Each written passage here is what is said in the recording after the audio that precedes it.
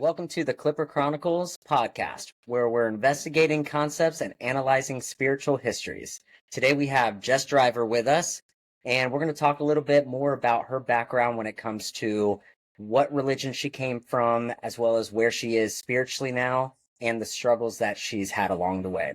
So Jess, let's talk a little bit more. Let's deep dive into your life. So tell me a little bit about yourself. Oh, fuck. What kind of question is that, Nate? It's a long question. All right. Let's... What happened to the plug? Let's plug this. Cheers. Cheers to this. We'll start it out. Okay. Lightning hydration. Boom. Really hydrate for this. All right. Okay. So, Jess, I'll go a little bit more narrow into the question. Yeah. Tell me about your previous life when it came to religion, how you grew up.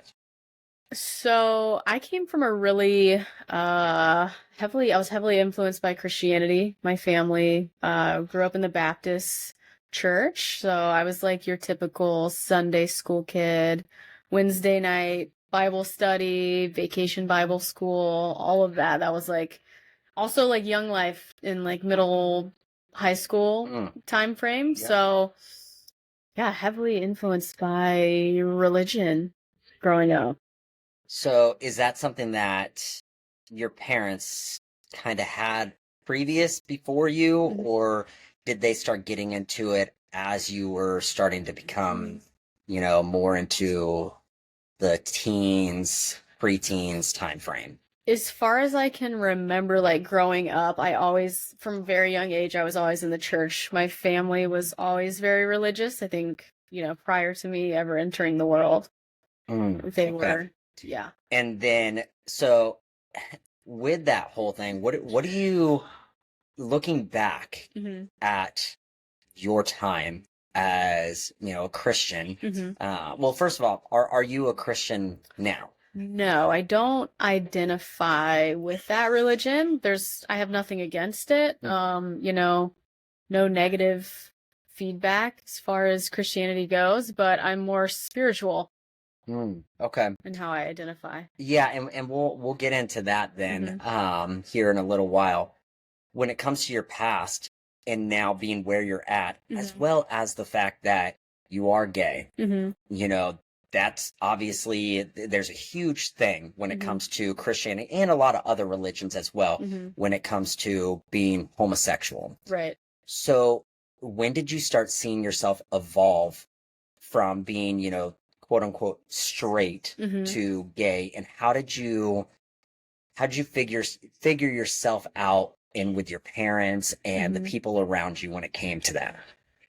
It was a process. From a very young age, I had the feeling, the emotion. I knew I was different, but I didn't have the verbiage. I also didn't have, the life experience. I was very sheltered as a kid, and I didn't have that exposure I don't think I met a gay person until I was like 18. Wow. So not until I was, I joined the army at 18, and yeah, that was the first time I ever met a lesbian, and I was just like, whoa, it's like, okay, this is different. And then it made me think a little bit, and I was like surrounded by all these people, and they knew immediately. They knew before I knew. Right. When I came out, it was not a shock. It was not a surprise. Everyone was like, we knew. We just had to like let you come out in your own time. So navigating that with my spirituality, the religion, was difficult, especially when it came to how I was raised, in the church. It's I came from, the Baptist background, which is very like fire and brimstone. You're like you're going to hell for these sins. My dad is very much in that mindset.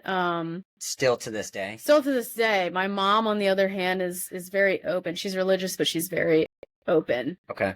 She doesn't take everything, from the Bible. She doesn't agree with everything. There are some things she does, but some she doesn't. So it was a very stark contrast in between my two parents. So the relationship that you have with your parents now, it kind of sounds like your mom's pretty open to Right. that whole thing of you not being a Christian, having your own life in Right. the homosexual world, which again to Christians is very negative, sinful thing. Right. When it comes to your dad, you saying he's still pretty active in that. What does that look like for you guys' relationship? We don't have one, I think another element, aside from, his views and his religious, opinions are, he's very out of touch with reality, to be quite honest with you. So that's where our relationship really falters as well. So Right. there's just no connection. There's no mending things. I've tried, but So I've tried to mend things up. Right. We've tried to we've attempted to kind of rectify our relationship, but there's some things I can't get past, and at the end of the day you have to choose yourself, family or not. So what do you think, his big not necessarily problem, but what do you think his issue is for trying to get past that barrier to accept you? Like, do you think he even remotely accepts you as a lesbian, or no? Okay, so what do you think his barrier is at with that? Is it because he's just so hardened to being in the Christian realm? Does he truly find it so sinful that he can't even associate with you? Or is it just as simple of he doesn't know the community, so it just seems so foreign to him? I think it's a combination of all of those things, I think it's a combination of him really truly just not understanding it, not being open to it in any way, shape, or form, and being hardened to this religion, Right. That's so ingrained. He's so programmed, with all of these ideas and beliefs. So I don't hold that against him, Right.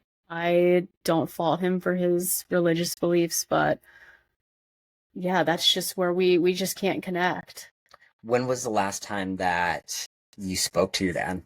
Man, it's been off and on, but the last time I actually physically saw him in person was probably 12 years ago. Wow. Yeah, so a long, long time. Yeah. And do you have any siblings? I do. I have 2 younger sisters and an older sister. How do they feel about it? Because I assume they probably grew up in the same realm of Christianity and religion. Right. They're totally open. Okay. They're not on his level of misunderstanding. Do you find that your grandparents or aunts and uncles are more on the side of him or more of the side of your mom where they're just lenient, cool with whatever? I'm not really sure because, my dad's side of the family, it's pretty much really cut off. I don't really talk to them at all. I haven't really had contact, and I haven't also really felt the need to reach out. So yeah, it's very cut off. But as far as my siblings go, it's very supportive, very loving. It's cool. Very accepting. So yeah, and it's unfortunate because, we've talked about this. I came from a very Christian background. Same thing as you, fire and brimstone. You're going to hell. We love you, but you're going to hell. And it always was an issue to me hearing that. Even younger life when, I don't know if I ever actually thought that being gay was bad. I just don't think I cared that much. Yeah. And growing up, I think me growing up in the era of the emo kids and things like that, wearing girl pants, I actually saw a lot of Christians who were very against it because, again, it comes off as like, oh, you're trying to be the opposite sex or you're trying to be with the same sex. Right. And so there was a lot of judgment that came with that. And I remember like I would get called faggot because I had the whole emo look. I'm Yeah. like, I'm not even gay. So Yeah. like coming from someone who's straight and then hearing that, it made me almost like get into the shoes of you guys. You know, having that judgment put on you before knowing who you even are. Right. And I think, and that came around like, you know, 15 years old that I started kind of realizing that. You know, growing up, my church and, you know, youth group and everything, we go and try and witness to people out on the streets. We go to Miami and, of course, huge gay scene in Miami, especially in the early 2000s. It was huge. And so I think that us going up to people and trying to say, hey, have you heard about Jesus Christ? He basically is telling you that you're doing something terrible by being with a guy. Like, that's really what it came down to, or at least that's, I'm sure, the perception that these individuals ended up feeling like, because we're always trying to change them. And that to me is a big no-no, is you're not supposed to be trying to change someone. You're just trying to show them your experiences and show them love. If they want to change, that's on them. Like, but nothing that we say or do can change someone's mindset. Sure. You know, we've kind of gotten into the whole that there's conversion camps, which is wild to me that they're still today. They still exist. Yeah, and you know, it always comes from this basis of that it's Christian religion and how you are so judged for it. And I just don't get that. And for a religion that is supposed to be based off of Jesus, who is, you know, loving and accepting, you know, one of his best friends was a prostitute, and we read it in the Bible, but then we're not willing to actually use that to ourselves when it comes to anyone on the street. You know, in the Bible it says, take the plank out of your own eye before you take the splinter out of your neighbor's. And I think that is probably for someone who is not Christian anymore, I do think that there's certain parables that make the most sense. And that to me, I'm like, yeah, why aren't we listening to that? So yeah, I mean, it's unfortunate that in the Christian as well as other religions that do not like it, that we kind of have to, even in this day and age, we're still battling it out. So when you ended up getting into the military, you said you started finding out that you were lesbian. But was there ever any time before that you were like, this just isn't me? Like, because I'm sure you dated guys back in the day, correct? Yeah, like high school, like, you know, just those like relationships where all my friends had boyfriends, so it's like, okay, I guess I'll dabble. But it was just, you know, for show, basically. Now, was there ever times that you were like, I'm not really interested in this. I actually have this feeling of like, I think she's cute. Did you say you didn't really understand or know until you were in the military?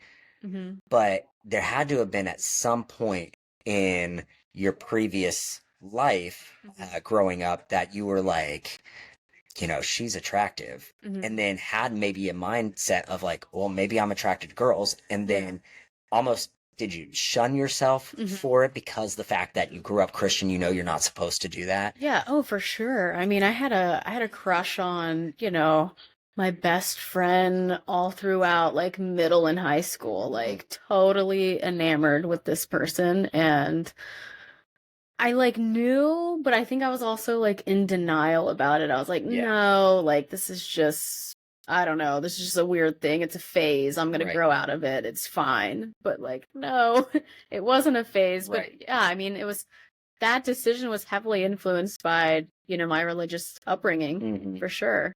And like, what are my parents going to think? Am I going to be totally disowned and shunned? And on one side I was totally, but on the other, there was like love and acceptance. So Yeah, that's cool. It's good to the fact that you don't have to see just the one side of it, because I think that's where a lot of people who have been burned by the church, that's what they have. It's like you are either a Christian that follows God, which is hilarious because none of us actually follow God. Right. I mean, I use the example that whenever we speed, we are disobeying man's law, which it states in the Bible that you have to obey man's law unless it contradicts God's law. Right. So if we're speeding, we actively know we're speeding, then we're sinning.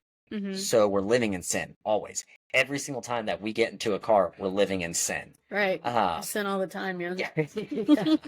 So but we don't, as humanity, we think, oh, well, it's fine. It's not hurting anyone.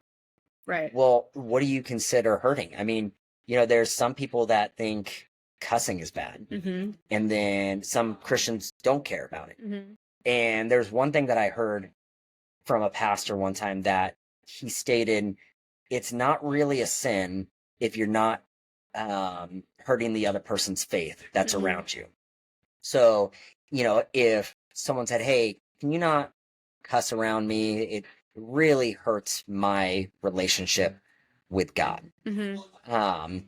And then if I was a Christian as well, then of course I would say, okay, cool, yeah, I'll try to respect that, because at that point I'm sinning because I'm actually hurting their relationship.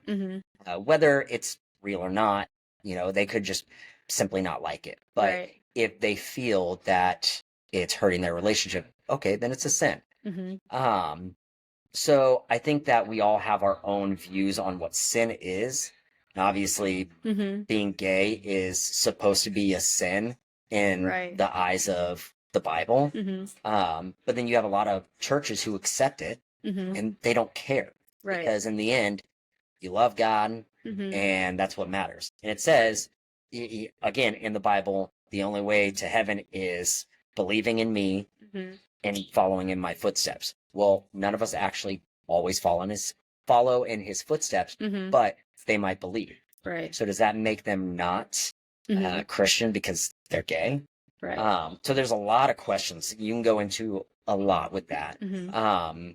But as you grew up, you kind of started veering away from the Christian religion for one reason or another, and you went into the military.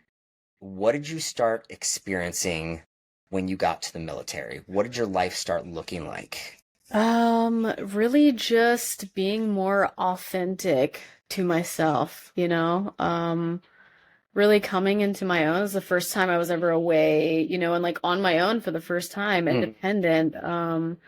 So really just learning about myself, having these life experiences, that was like my first time like really like partying and drinking. It's like a camaraderie thing in the military is everybody kind of drinks together. That's how you're kind of like accepted into groups and like you all go out and bond. Like that's just a form of bonding. And I really fell away from Christianity and religion as a whole just because there wasn't that control from, my dad's side anymore. So it's like the first time I actually felt the sense of like freedom and to think for myself, to think on my own, make my own choices as far as what I wanted to believe in and kind of explore the options out there for me. Yeah. When you said drinking is like kind of a camaraderie thing, you don't drink now though, correct? No, I've been sober for a year now. Okay. Over a year now. Wow. Yeah, that's a big feat because that is difficult to do. Even the normal person who isn't a heavily drinking person, to go a year without that's wild. Why is that? Was there some big thing that happened, or was it just something that you saw yourself not liking the negativity to it? I think it was a combination of a lot of things. So really just like choosing myself. I kind of went into more of this self-love era, and I just had these realizations, like I started asking myself really important questions. Why am I choosing to go out and drink? And who am I surrounding myself with? Are these people who are going to elevate me, or am I just surrounded by all this drama? Am I like kind of addicted to the drama that's happening around me? And I was totally just like lost in all of that. Fed into Yeah, and then it was also just like a social thing. It was just like a social thing, like a social crutch, basically. So I really took a step back and I was like, you know what? Initially, it was only going to be a year. I was like, I'm just going to go sober for a year. It's going to be my resolution. Not going to drink anymore. But very quickly, I would say within 2 or 3 months, I was like, I don't miss that at all. I don't, those old friendships really started to fall away. And I didn't feel like I felt more present in my body. I felt just better overall, like mental clarity, everything cleared up for me. So I was just like, why would I ever go back to that? Why would I ever regress? Right. So that's why I've stayed sober and will continue to. Yeah, that's really cool. I think that with drinking, it's considered a depressant. Mm-hmm. Even though we try and use it to party it up with friends and everything, it's a depressant. And for me, I've had a struggle with alcohol in the past. Mm-hmm. I can have my times of having a couple beers with people, enjoying myself, Mm-hmm. but I also used it. You were saying you had it as a crutch. I used it to enhance my darkness. Right. And I think that, in the spiritual realm, because I'm not a Christian anymore, but I do believe that there's a complete spiritual realm to everything in our universe. And, it's like the yin and yang. When there's a positive, there's always going to be a negative. And I think that alcohol can do that to certain people, if not everyone, depending on how much they're willing to let their mind take over with the alcohol. Right. And so I would use it to get in a darker spot. I knew I was already in a depressive, stressed out, anxious state of mind. And I would actually use it to enhance that whole thing. So that way I could feel more dark. So that way I could feel the hate and anger. I mean, you could use this in a nerdy way, like Star Wars. Like I could feel the hate in you. Right. But it's true. Like, I mean, it puts you in such a negative spot when you're trying to use it for that. And that can open you up to a whole new world in the spiritual realm. Right.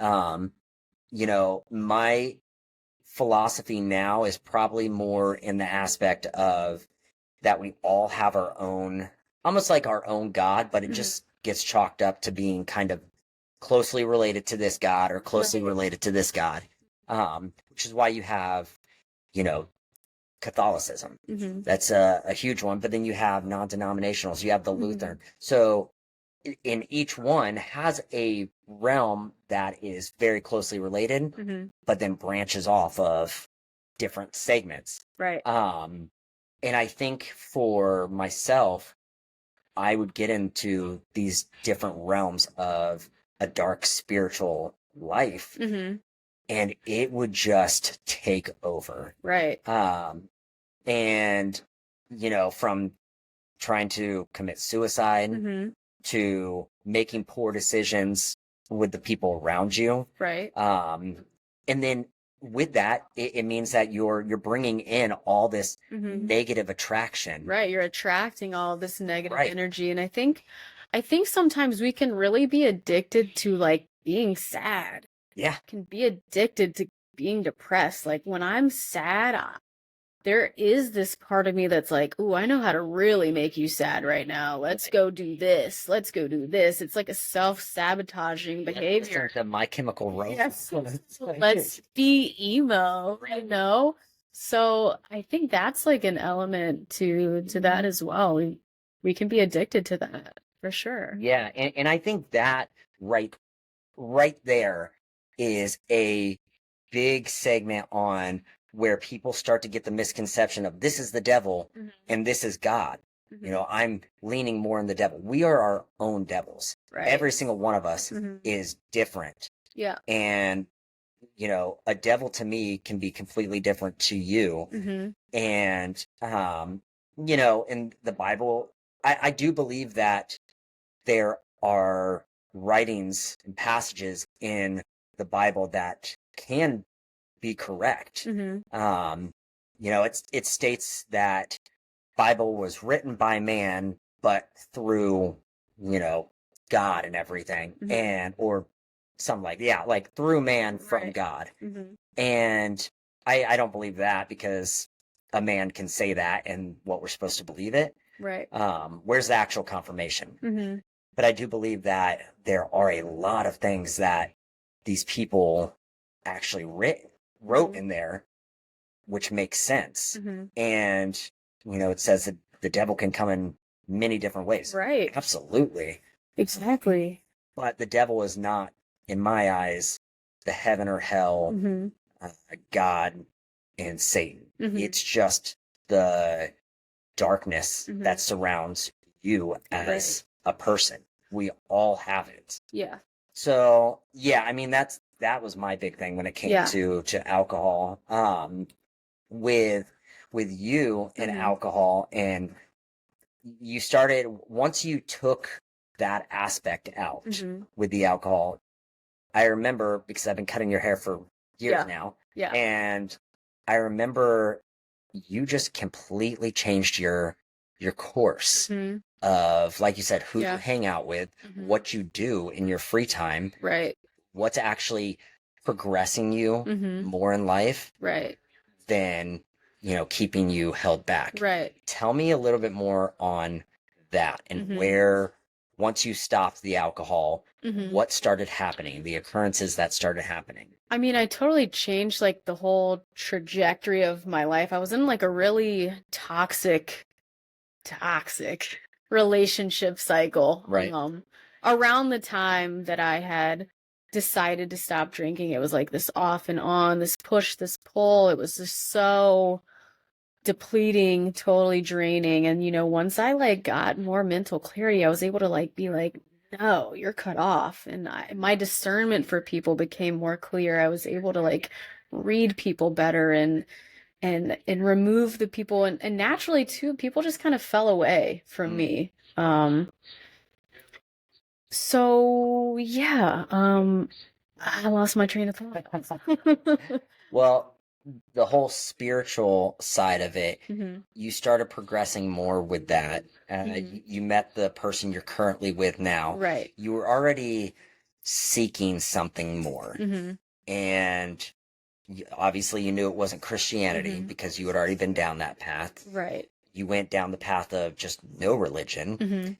And then now you're on this path of a completely different spiritual realm. Right. You know, tell me on that. Why did you start going towards that? What was empty inside you enough to start searching out more? I think there was just like this like innate pull, especially the friends that I had around that time that I was still kind of really clinging on to. I kept saying like, guys, I really just want to do some wholesome shit. I want to do some wholesome activities. And I just wasn't getting it through them. I like, you know, they just wanted to go party all the time. And I really tried that. I tried to like go sober into bars, and that's just like never a good idea to try to go drink water and Red Bull at the bar. It's just, you really start to like, what if God notice people changed the wine or the water to wine? Would it help? No. Okay. All right. Well, try. But I became like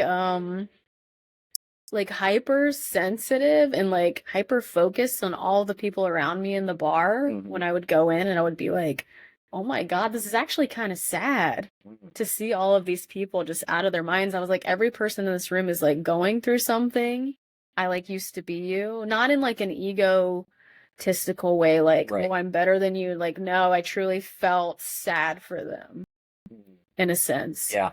So it was like experiencing like that. And, you know, I want to go back to what you were saying too. Like, I feel that we create our own hell on earth. You know, I don't really believe in there being like a heaven and a hell. I think we we are the creators naturally, and I think the choices we make in life can create our heavens and hells. You know, I've created hell for myself on earth many, many times by making really poor decisions, even being totally aware that it was like not a good decision for me to make, and I still made it.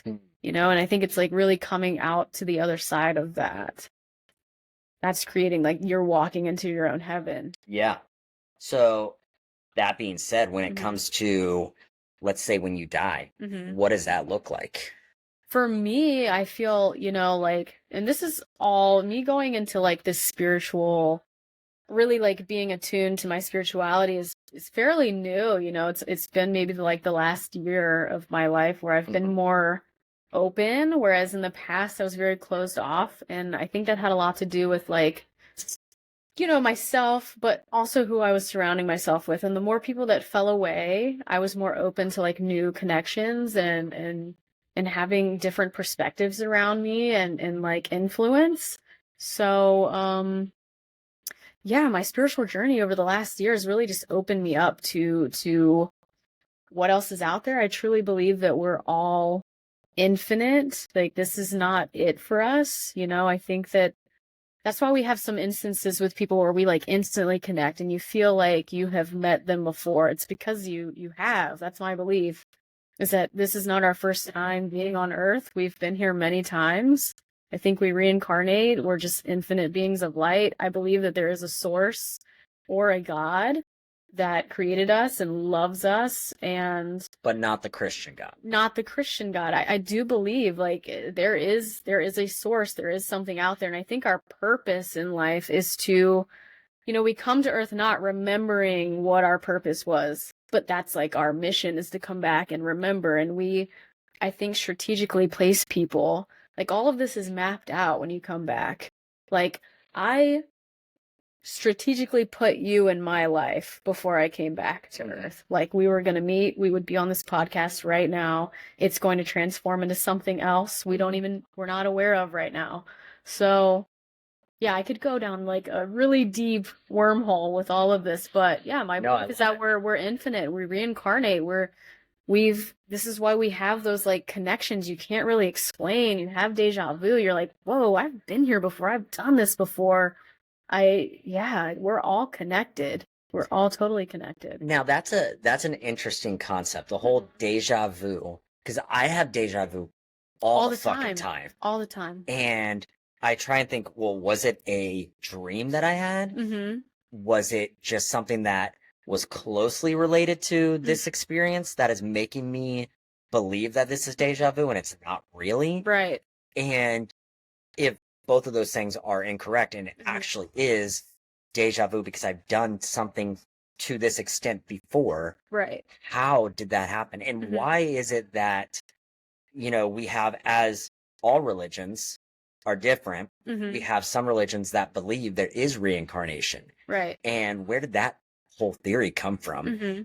You know, there's a lot into it for that perspective. Right. And I think it's, you know, like I've experienced more synchronicities in my life over the last year. And I think it's totally because I'm in a different headspace. I'm more clear. But even with my current partner, my current girlfriend, like the synchronicities I experienced when I first met her, it's just like, no, I can't even like put it into words. It was just like every single time this is in the beginning, talking about the early stages of us dating and going on dates and things. It was just things you really couldn't explain. It was just like, dude, I put this here. Like, this is a sign. Like, one of us put this here. Like, it was just totally like signs from the universe that, like, yes, you are divinely connected. Like, this is who you're supposed to be with.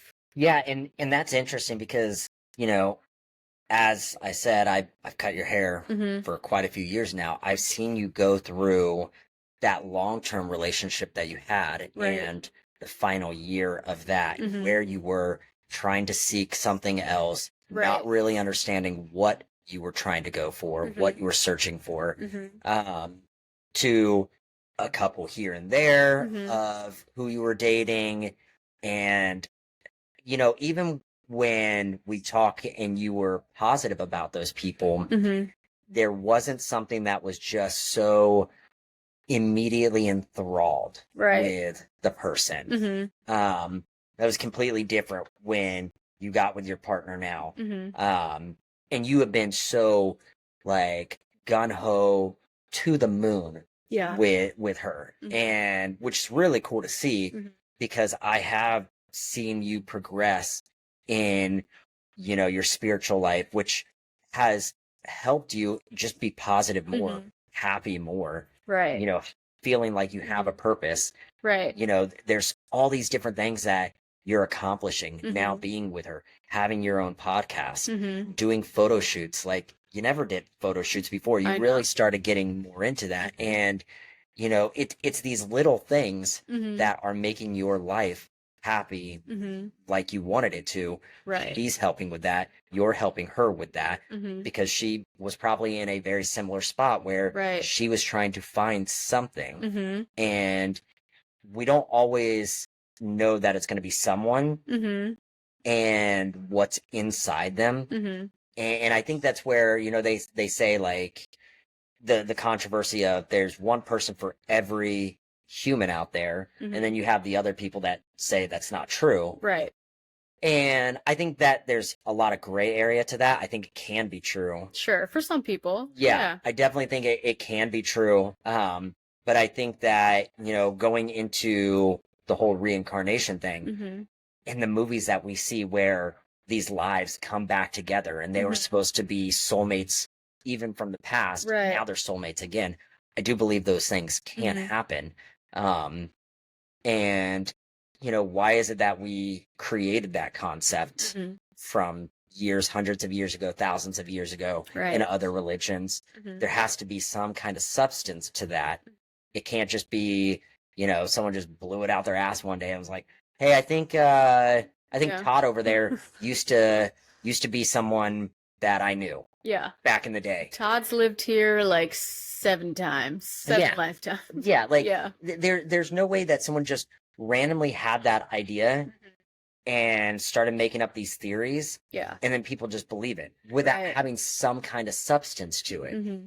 I think as years have progressed, there's a lot of mucky water that gets into these religions that kind of make us second guess all of that, which is fair. Like throughout the years, it's like the whole telephone game. You know, you say something to me, it gets down the line, it's not going to be the same fucking thing. It might have closely related, you know, thoughts of when you told me something, but more than likely it's not going to be the same thing. It's natural. So yeah, I mean, I am 100% in the same boat as you, feeling like there can be so much more in the other dimensions. You know, it's not always just negative dimensions; it's positive dimensions too. And so yeah, that's a big thing for me as I have gotten myself out of Christianity myself and really started trying to find who I am and what I believe. You know, because growing up, you're told one thing and you almost laugh at the outsiders like, "Ugh, they don't know anything." Little do they know I'm going to heaven because I believe this. I never really understood that. And again, nothing wrong with Christianity. You know, I could say that there is a lot of negatives, but that's with everything. It's not just the Christian faith. Just like when you have ISIS, that doesn't mean that it's the whole Islamic faith. It's just certain radicals that kind of change your perception of what that religion is. Totally. I mean, like, I can't rope in and just say all Christians are negative people. I have friends who are Christian. I have friends who are very loving, accepting examples of their God. But you know, it's the people who cherry pick from the Bible and they make their own interpretation, and they basically weaponize the Bible against things that they don't understand. Right. So that's where like my issue lies. Yeah. Yeah, that's a really good point to make with that.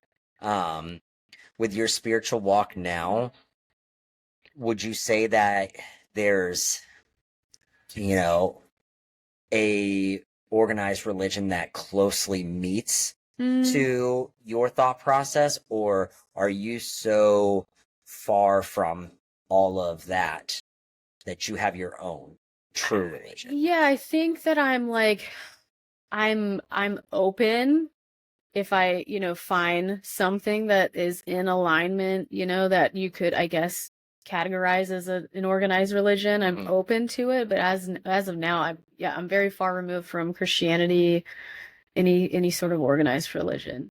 But what if it was something like? But if it was like a spiritual, like my partner B, she took me to this spiritual campus that's in St. Pete, and we really liked it, but it was a little over the top, like the production, like we just kind of wanted something more chill. But like, I remember going in that first time when she gave me that invitation, like, hey, do you want to come to this? It's like kind of like church, but not really.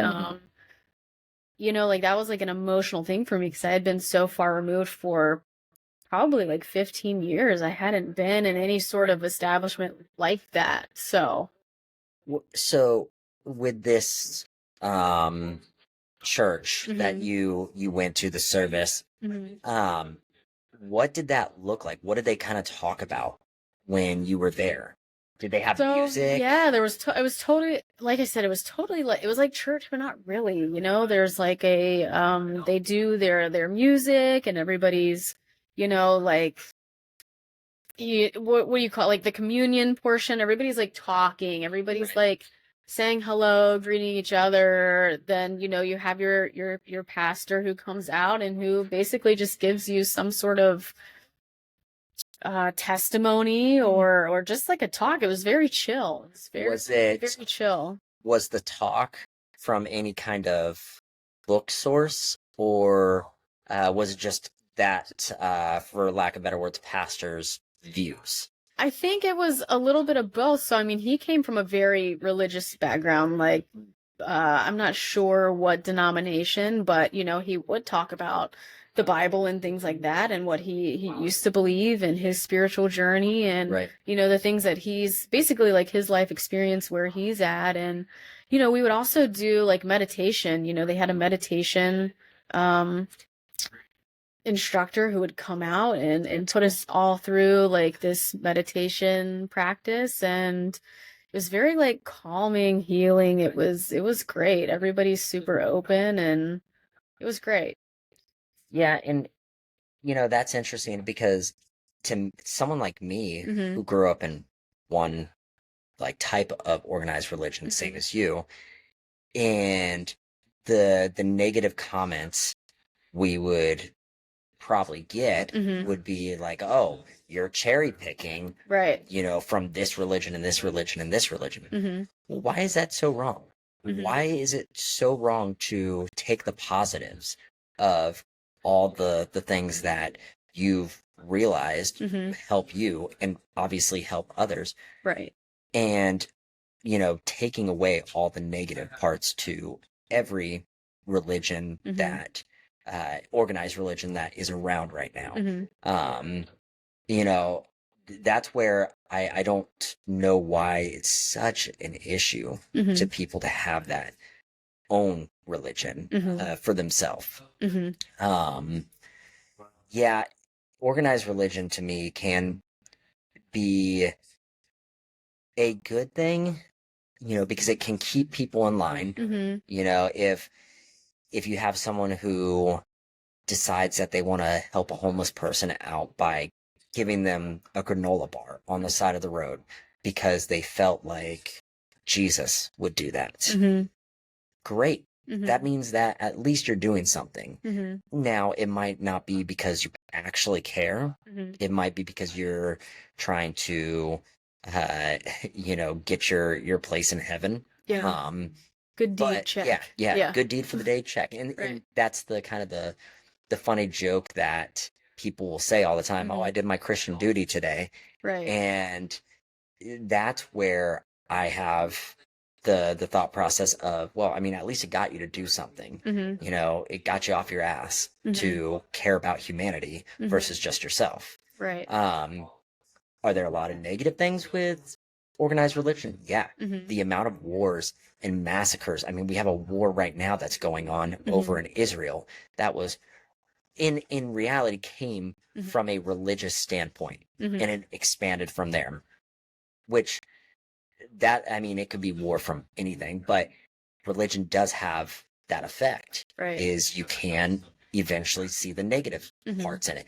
We Sure. had people burned at the stake because they acted like a witch, even though they weren't, but the Christian name says that. Right. And then you have things like pagans. When you have Vikings, they would, you know, slit the throats of people and do human sacrifices. There's still human sacrifices that are going on in the name of an organized religion. Yeah. So there's negative things that come with every single one. Why are we wanting to stay with that? Like, we're like, oh, we'll take the pros and, you know, we'll just deal with the cons. And why limit yourself too? I feel like that's putting like a limitation on expanding like your heart and your mind. Right. As well. The things that you can learn. You know, it's, if, again, quoting Star Wars stuff, like, you know, you have the nerd alerts. You know, you have the dark side and the light side, and they would always make it out to be like, as a Jedi, you can't learn the Sith way. But yet, if you learned the Sith way, you could expand your mind to so many different types of forces that you can use.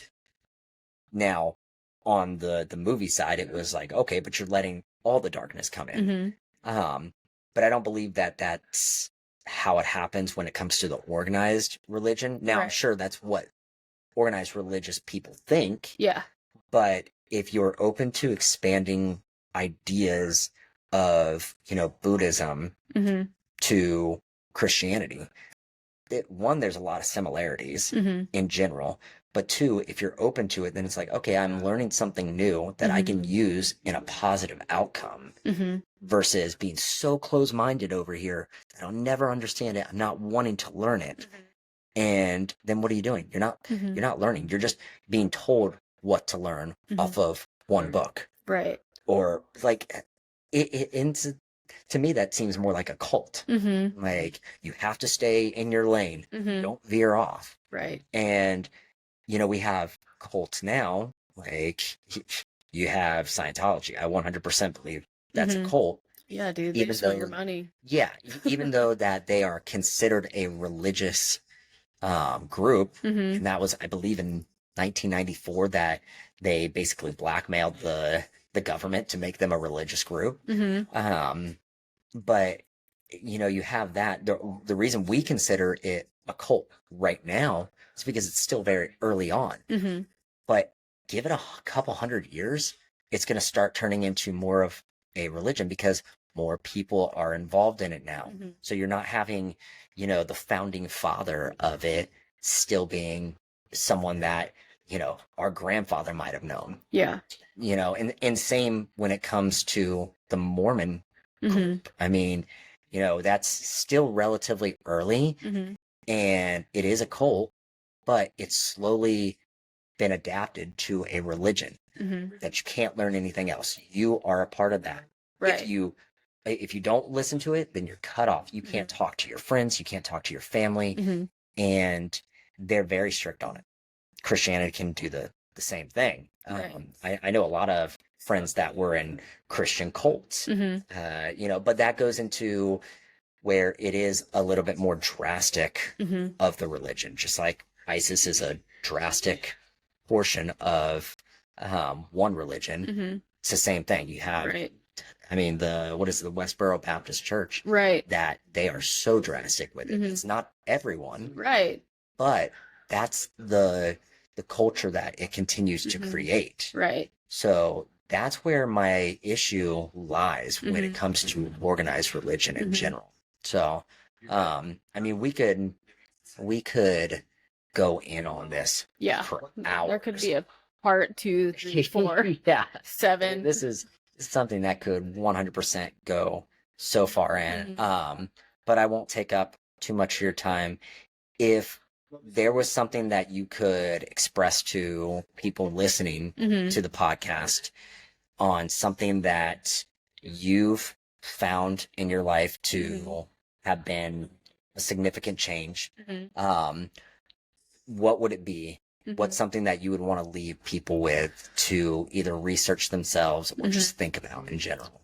I would say, just speaking on behalf of like LGBTQ plus community, I feel like a lot of us have been, abandoned in a sense by the church, or we've had a negative experience with the church. But I think it's really important that we let go of that experience. We let go of that experience and we open ourselves to new experiences when we let go of that. We can't attach to that. If we attach to it, it's just going to keep us closed off. Right. If you detach from it, you're going to open yourself back up to new experiences, new people, and to being able to tap and attune more to your own spirituality. Well, that's awesome, Jess. So I appreciate you coming on, and I think it's been a blast. And I would love to have you on again, maybe with your partner. I think that would be a really cool thing because you have a podcast as well. Yes, we just started a podcast. Actually, this month we launched it on the 4th. So if you want to listen to it or tune in, it's called Bare Bones with Jessy and B. We're on Spotify and Apple, and all of our platforms are at Barebone Lovers. Cool. So if anyone, let's say, wanted to contact you or maybe had a question or two, is that the best way to get in touch with you? Yeah, absolutely. On our Instagram, we have an email linked directly to it, or you can just DM us. We're very open. So awesome. Well, again, appreciate you coming on the podcast. Sure. And we will see you guys next time on the Clipper Chronicles podcast. Yeah. Thanks. Sweet. Boom. We did it. We finally did it. So I can stop the recording, right? Yeah. Stop.